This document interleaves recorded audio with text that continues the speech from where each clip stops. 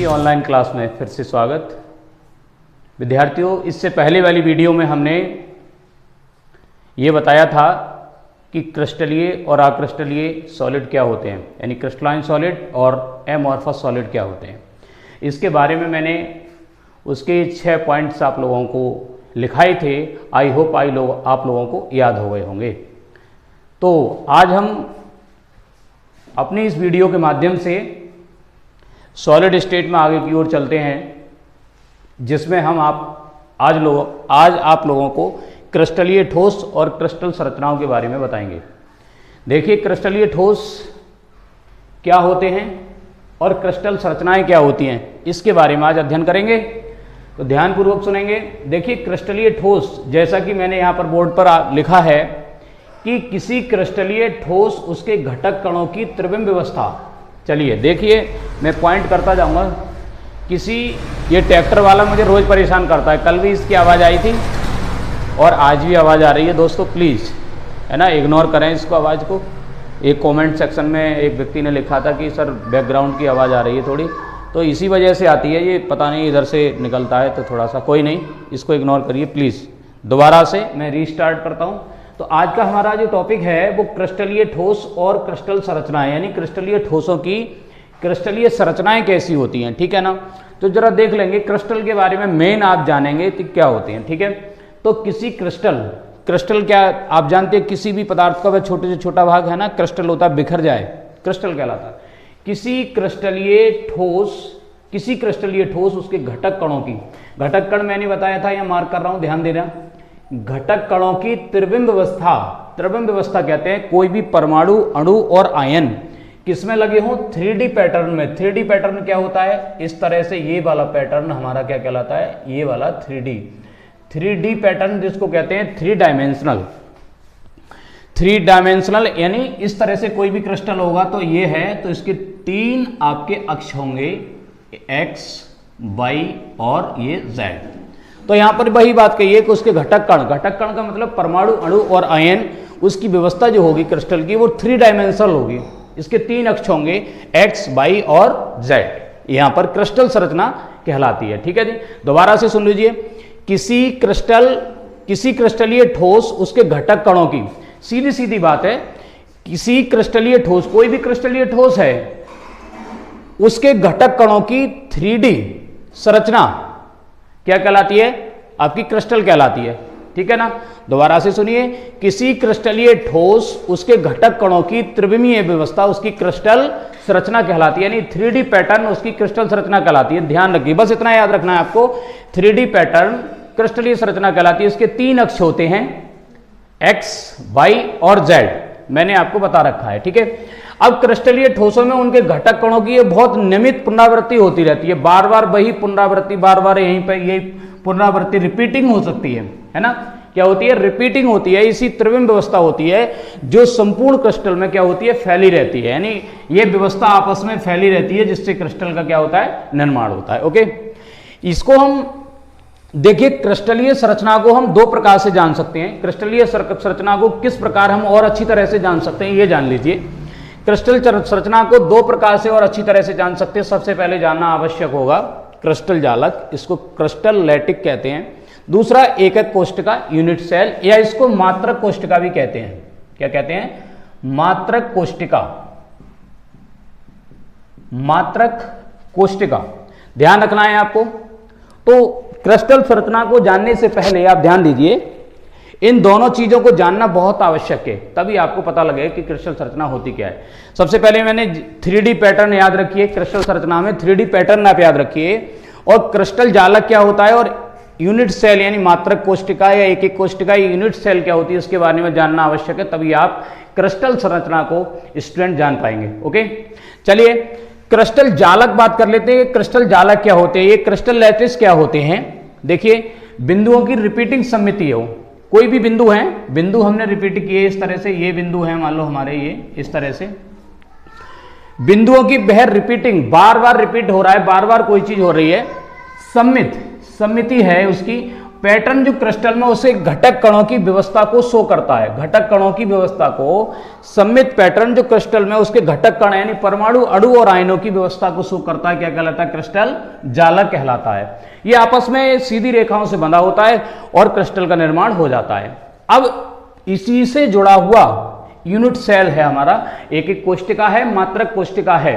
क्या है कि किसी क्रिस्टल जालक का वह छोटे से छोटा भाग, जी हमने ये जो बनाया है क्रिस्टल जालक, इसका बहुत छोटे से छोटा भाग, कोई भी एक पार्ट इसका, ये हम जैसे कि आपकी कोई भी चीज है उसको तोड़ते जाएं और तोड़ते जाएं और तोड़ते जाएं और तोड़ते जाएं और तोड़ते जाएं, बहुत छोटा से छोटा पार्ट क्या कहलाता है? वो आपका एक एक कोशिका कहलाती है, मात्रक कोशिका यानी यूनिट सेल कहलाती है। ठीक है, ध्यान रखना है।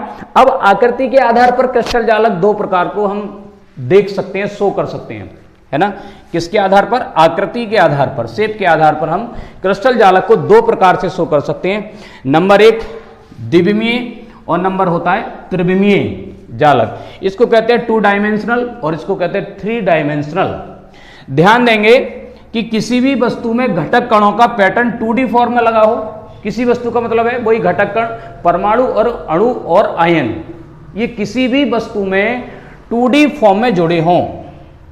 2D फॉर्म में का मतलब, 2D का मतलब है ये अक्ष आपकी जुड़ी हो, एक x और दो दूसरी y। अब मैं यहां पर दिखा देता हूं, देखिए यहां पर ये मेरे पास मैंने स्क्वायर प्लानर बना लिया है। यहां पर देख लेंगे जैसे 1 2 3 और 4,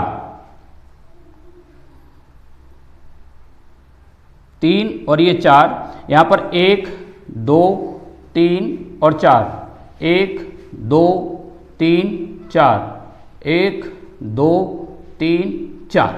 अब ये है इस तरह से। अब मैंने किसी भी दो डायरेक्शन को मैं मिलाऊंगा तो हमको एक स्क्वायर प्लेनर प्राप्त होगा। जरा ध्यान देंगे, हमारा इस तरह से, इसकी डायरेक्शन को मैंने यहां मिलाया, इधर मुड़ाया, और इसकी डायरेक्शन को मैंने इधर और इधर मिलाया, तो हमें क्या प्राप्त हुआ? वर्ग, यूनिट सेल प्राप्त हुई। ठीक है, अब इसका जो पार्ट है, ये छोटे छोटे पार्ट हैं, ये इसकी यूनिट सेल है। तो विभिन्न यूनिट सेल मिलती हैं और आपका क्रिस्टल जालक बनके तैयार हो जाता है। इसी प्रकार हम चलते हैं, दूसरा होता है 3D, इसको बोलते हैं 2D। जरा ध्यान रखना है, इसको 2D बोलते हैं। 2 डायमेंशनल होती है इसकी, x और y। ये होता है 3D। 3D क्या होता है? मैंने आपको ऊपर भी बताया था, इसको बोलते हैं 3 डायमेंशनल को बोलते हैं 3D। 3D पैटर्न होता है। अब 3D पैटर्न में क्या होता है, जरा ध्यान रखना है, इसके 3 डायरेक्शंस होती हैं, 1 2 और 3। पहला x y और z। ठीक है, अब किसी भी जालक में इसमें 3 कोण इसको काटते रहते हैं, अक्षों को, है ना, ABC कह सकते हैं, x y z कह सकते हैं। इनको 3 अक्ष काटते हैं, अल्फा बीटा और गामा, जिनको कोण के नाम से जाना जाता है। ठीक है ना। जरा ध्यान देंगे, इसकी जो संरचना होती है वो मैंने यहां बना रखी है आपकी, देखिए ये इस टाइप की होती है। तो इसमें जरा इसको जोड़ते जाएंगे, जब इसको जोड़ते जाएंगे तो इसकी कैसी संरचना बनेगी जरा देख लेंगे। बहुत लंबी श्रृंखला बन सकती है। देखिए मैंने यहाँ पे बनाया इसको ये, और दूसरा मैंने बनाया इसको ऐसे, फिर ऐसा बनाया ये, फिर इसके ऊपर ये बनाया मैंने ये 3D पैटर्न है। इसको जब बनाते जाएंगे तो देखिए ये इससे जुड़ जाएगा, ये इससे जुड़ जाएगा, यहाँ पर ये इससे जुड़ जाएगा। ठीक है, थोड़ा इधर हो गया है, ये ऐसे और ये ऐसे आपस में जुड़ते चले जाएंगे ये। ठीक है, और ये आपका ऐसे, ये इस तरह से ये संरचना बनती चली जाएगी। ये जरा देख लेंगे, है ना, ये इस तरह से। तो जरा देख लेंगे, इस तरह से एक श्रृंखला से 3D पैटर्न, यानी ये इस टाइप का बनता चला जाएगा। ये इस 3 इसके पैटर्न होते हैं, 3D पैटर्न आपका जुड़ता चला जाएगा। अब इसकी डेफिनेशन क्या होगी त्रिविमीय जालक की, है ना। तो जरा देख लेते हैं, किसी भी वस्तु में घटक कणों का पैटर्न 2D फॉर्म में लगा हो तो उसे द्विविमीय जालक कहते हैं। अब इसको क्या लिखेंगे डेफिनेशन में, किसी भी वस्तु के घटक कणों का पैटर्न 3D फॉर्म में लगा हो तो उसको त्रिविमीय जालक कहते हैं।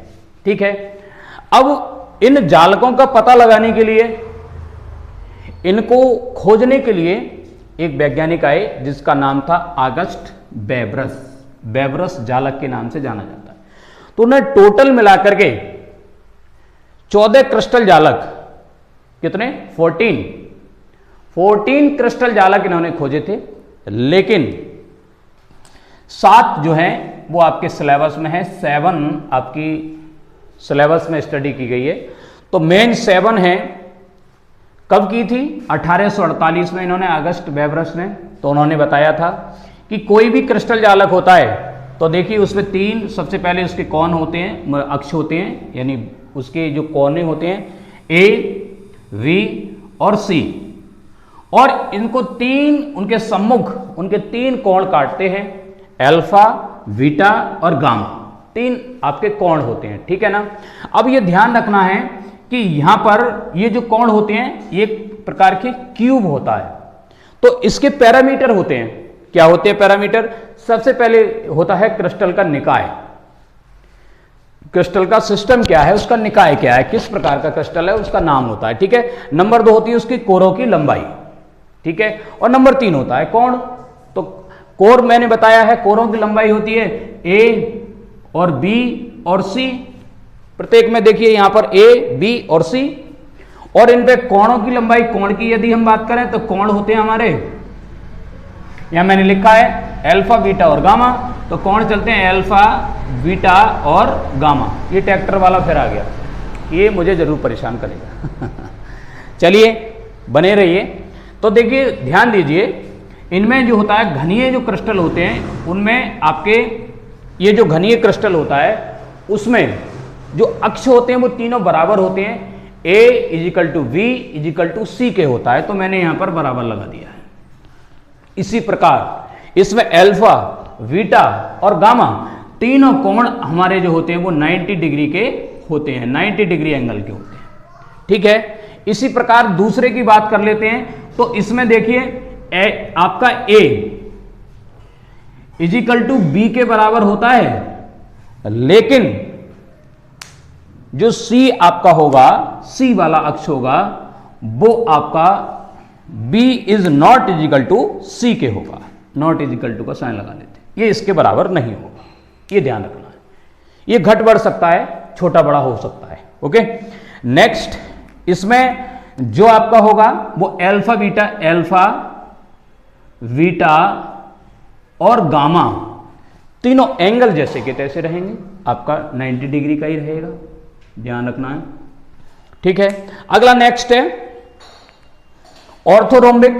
ऑर्थोरोम्बिक में alpha not equal to B, sorry A is not equal to B is not equal to C, यानी ये तीनों अक्ष आपस में बराबर नहीं होते, लेकिन बॉन्ड एंगल इसमें क्या होता है? बराबर होता है। Alpha equal to beta equal to gamma equal to कितना होता है? 90 डिग्री का होता है, ठीक है। आगे बात कर लेते हैं मोनोक्लिनिक में। अगला होता है मोनोक्लिनिक। तो मोनोक्लिनिक में जरा देखेंगे, इसमें भी आपका alpha sorry A not equal to B not equal to C के होता है, और इसमें होता क्या है? अल्फा और बीटा दोनों कोण आपके बराबर होते हैं, लेकिन ये जो गामा होता है नॉट इजिकल टू, ये आपका बराबर नहीं होता, लेकिन 90 डिग्री के ये दोनों होते हैं, ये बराबर का नहीं होता है। बात करें ट्राइक्लिनिक की, तो ट्राइक्लिनिक में भी यही होता है, A is not equal to B is not equal to C. इसमें अल्फा और beta equal to gamma 90 degree का होता है, ध्यान रखना है सभी में ये 90 डिग्री के। उसके बाद में रोम्बोहाइड्रल में, रोम्बोहाइड्रल में क्या होता है भाई? इसमें कोई आपका अक्ष जो होता है वो परमानेंट नहीं होता, इसलिए इसका नहीं लिया गया। इसमें क्या होता है अल्फा बीटा गामा में, तो अल्फा इजिकल टू बीटा के बराबर होता है, नॉट इजिकल टू आपके गामा के होता है, इजिकल टू 90 डिग्री का होता है, ध्यान रखना है इसमें। अब बात कर लेते हैं हेक्सागोनल। हेक्सागोनल में क्या होता है? हेक्सागोनल में ये जो होता है हमारा लास्ट वाला हेक्सागोनल वाला, तो इसमें आपका ए इजिकल टू बी के तो होता है अक्ष, but not equal to C के होता है, नॉट इजिकल टू सी। अब इसमें जो बॉन्ड एंगल होता है, पहले वाले bond angle alpha equal to beta, ये दोनों तो 90 के होते हैं, दोनों 90 डिग्री एंगल के होते हैं, बट ये जो गामा होता है वो हमारा 120 का होता है, ये याद रखने वाली बात है लास्ट में, ठीक है। अब आपको बता दें सबसे पहले क्वेश्चन कहां से बनेगा। बोर्ड एग्जामिनेशन में ये क्वेश्चन बहुत आता है दोस्तों, तो जरा ध्यानपूर्वक इसको पढ़िए तो क्या आता है जरा देख लेंगे। सबसे पहले हमने ये पढ़ा था, स्क्रीनशॉट ले लीजिए एक बार, आप लोग स्क्रीनशॉट ले लीजिए, और स्क्रीनशॉट लेने के बाद मैं आपको दोबारा से एक री कर रहा हूं, दोबारा से रिवाइज कराऊंगा, है ना। आई होप आपको बहुत अच्छे अंदाज में याद हो जाएगा। जरा देख लेंगे, क्रिस्टलीय ठोस, क्रिस्टलीय ठोस और क्रिस्टलों की संरचनाएं क्या होती हैं, यानी क्रिस्टलाइन सॉलिड और आपके क्रिस्टल स्ट्रक्चर क्या होते हैं, ठीक है। इसको 3D पैटर्न होता है, बस ये ध्यान रखना है कि क्रिस्टल संरचना में 3D पैटर्न होता है, ये सबसे पहले याद करने वाली चीज है, ठीक है। 2D में होगा तो 2 डायमेंशनल 2 अक्ष होंगे x और y, और 3D होगा तो x, y और z होगा, ठीक है। इसको 2D पैटर्न बोलते हैं, 2 डायमेंशनल को 2D और 3 डायमेंशनल को 3D बोलते हैं, ठीक है ना। तो इस तरह से आपको याद रखना है। मात्रक कोशिका पूछी जाए कि भाई यूनिट सेल कैसे कहते हैं, किसी भी क्रिस्टल जालक का वह छोटे से छोटा भाग क्या कहलाती है, मात्रक कोशिका कहलाती है, ये याद रखना है आपको, ठीक है। आपसे पूछा जाए कि भाई ये बताओ, आकृति के आधार पर क्रिस्टल जालक को कितने प्रकार से हम प्रदर्शित कर सकते हैं, 2 प्रकार से। कौन कौन से, 2D और 3D। 2D में क्या होता है भाई, 2 डायरेक्शन होती हैं, x और y 2 अक्ष होते हैं। और क्यों होता है ऐसा, क्योंकि इनके परमाणु, अणु और आयन 2D फॉर्म में लगे होते हैं। ये 3D क्यों होता है, क्योंकि इनके परमाणु, अणु और आयन कैसे होते हैं, 3D पैटर्न में लगे होते हैं, ठीक है ना। और यहां पर इनकी व्यवस्था देखी जाए तो इसमें ये जो अपनी व्यवस्था को ऐसे 2D पैटर्न में जुड़े होंगे तो स्क्वायर प्लेनर बनेगा, और 3D पैटर्न में जुड़ेंगे तो आपका क्या बनेगा, एक क्रिस्टल जालक बनेगा।